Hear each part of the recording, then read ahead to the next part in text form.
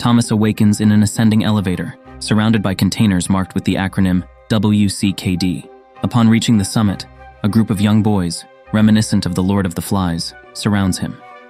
Fleeing, Thomas realizes he's confined within a small glade enclosed by towering walls, leaving no escape routes. Gally, a member of the group, restrains Thomas from venturing into a maze accessible through a wall door. Albie, the group's leader, alongside his advisor Newt, elucidates their situation.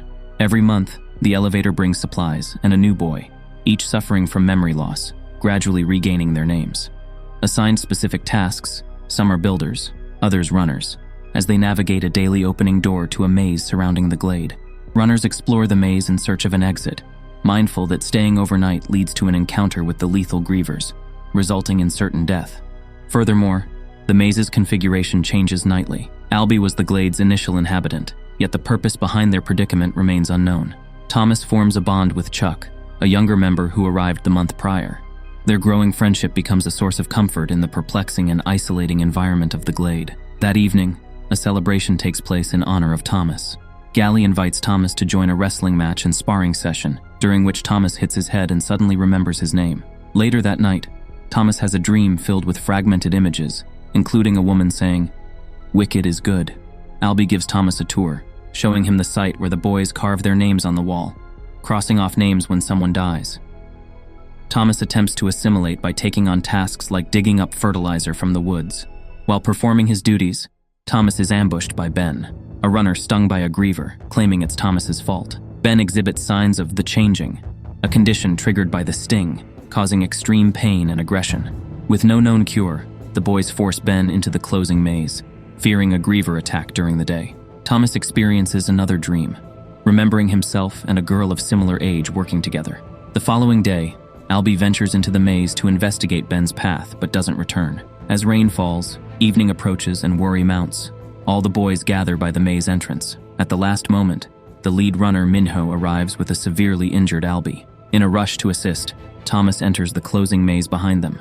Within the maze, Thomas and Minho try to protect Albie from the grievers, suspending him with vines. Albie, stung by a griever while inside, faces grave danger. A griever appears, chasing after Thomas, intensifying the imminent threat within the maze. Thomas encounters the griever, a menacing creature resembling an oversized bedbug fused with robot legs and a scorpion's tail, within the maze's dynamic walls. After a frantic chase, Thomas cunningly lures the griever between converging walls, ultimately crushing it, ending the creature's threat. At dawn, the gladers depart from the gate, only to witness an unexpected sight. The doors, against all expectations, open again, revealing the return of the runners. Gally convenes a meeting among the gladers, eliciting diverse reactions to Thomas's achievement in defeating the griever.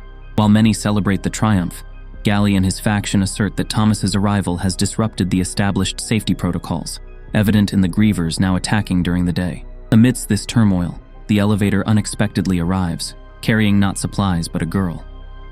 Uttering Thomas, she collapses, holding a note claiming she's the final one. Gally calls for punishment, insisting non-runners must not enter the maze, suspicious that the girl recognized Thomas.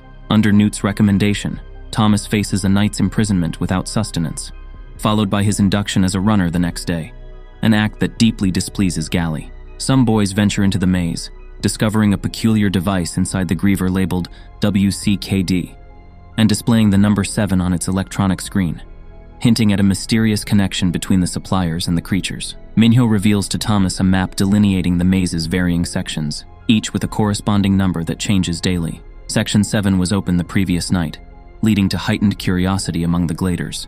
Meanwhile, the girl awakens. At the tower's summit, Teresa throws objects at the boys below until Thomas identifies himself, gaining her trust. They converse, and Thomas informs Teresa about her memory loss, but she astounds him by recalling her name, Teresa, and recognizing Thomas. He recounts his dreams involving her and a woman stating, "Wicked is good." Teresa reveals finding 2 syringes in her pocket upon waking. That night, Thomas endures his punishment of confinement. Chuck, a friend who visits him, offers food and a handmade statue intended for his unknown parents. Despite Thomas's memory lapse about his own parents, he assures Chuck that he will eventually reunite with his family to present the statue. The following morning, Thomas and Minho venture into the maze equipped with the device from the griever. The device guides them to an unexplored section, causing concern as all outer maze sections are accessible. They reach a WCKD loading dock, transitioning to a seemingly sewer-like tunnel marked with griever slime. Returning to the glade, Thomas administers one of the syringes to Albie, seemingly improving his condition. Albie cryptically mentions, "You were their favorite," leaving Thomas puzzled. Meanwhile, chaos erupts outside as numerous doors in the maze open, unleashing an onslaught of grievers. The gladers face a massive griever assault that devastates their village, resulting in casualties, including Albie.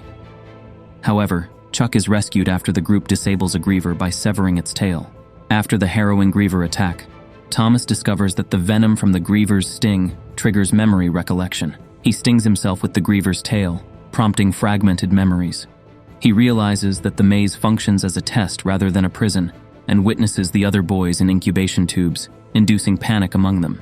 Thomas visualizes himself and Teresa as scientists involved in the experiment. Utilizing the second syringe, Thomas cures himself and discloses his involvement in the glader's predicament.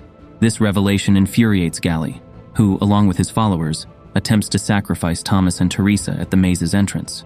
However, a faction still loyal to Thomas intervenes, releasing them and dividing the gladers.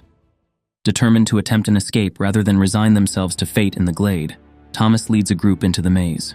Reaching the loading dock, they encounter another griever onslaught. Navigating through the sewer-like tunnels, Teresa realizes the locked door requires a numerical code mirroring the maze's sequence of openings. Inputting the code, they pass through, trapping the pursuing grievers behind the closing walls. Progressing through hallways, they discover an ordinary exit door, resembling any conventional building's exit. Passing through it, they find themselves inside the lab from Thomas's visions and memories. In the lab, the deceased scientist's video, featuring Ava Page, divulges a global catastrophe known as the flare. Page, associated with the controversial organization WCKD, believed in testing and monitoring the children's brains to find a cure. As she speaks, armed soldiers storm in, causing chaos and attacking other scientists. Page emphasizes the phrase, "wicked is good," and abruptly ends her life.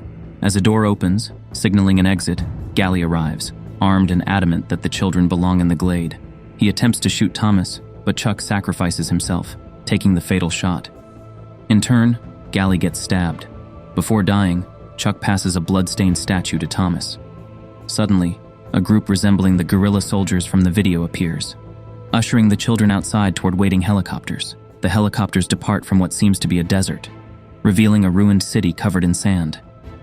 They fly over the maze and the glade, overlooking the devastated landscape. There's an apparent absence of inquiry regarding why the helicopters didn't land directly at the glade. Paige, alive and clearing fake blood from her head, reveals that the kids fell for the bait, surviving more than she anticipated. The maze was a success,